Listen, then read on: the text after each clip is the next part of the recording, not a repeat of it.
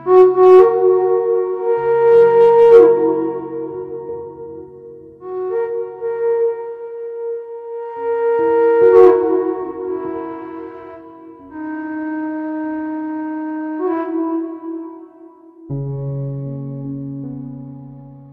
जय श्री राधे सभी को। पूज्य डोंगरे जी महाराज की लिखी हुई भागवतम कथा हम सुन रहे हैं।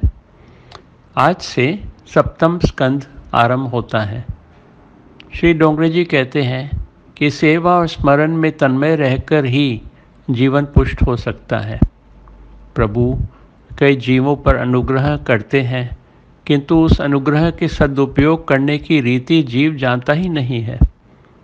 यहाँ श्री डोंगरे जी हिरण्यकश्यप और प्रहलाद की कथा सुना रहे हैं।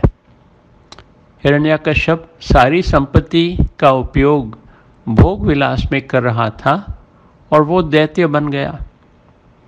प्रहलाद ने अपना समय तथा अपनी शक्ति का उपयोग प्रभु की भक्ति करने में किया और वह देव बन गया।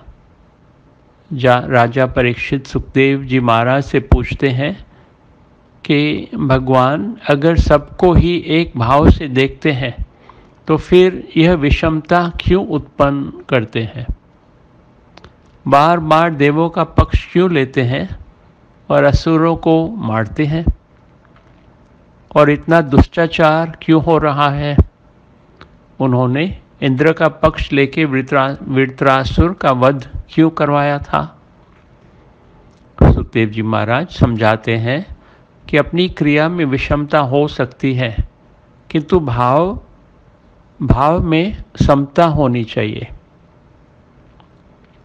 एक दृष्टांत देते हैं कि घर में माता, पिता, पत्नी, संतान आदि से पुरुष प्रेम करता है, किंतु सभी के एक साथ एक समान बर्ताव तो नहीं कर सकता।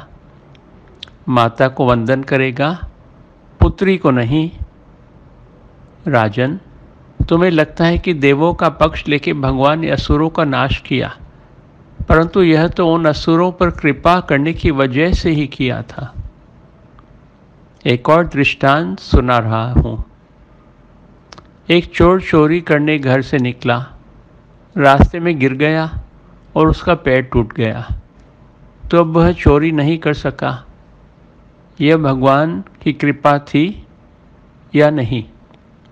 पैर तो टूट गया, किंतु उसके कारण उसने चोरी का पाप तो नहीं किया ना। राजन, जैसे हम बनेंगे वैसे ही हमें ईश्वर दिखाई देंगे।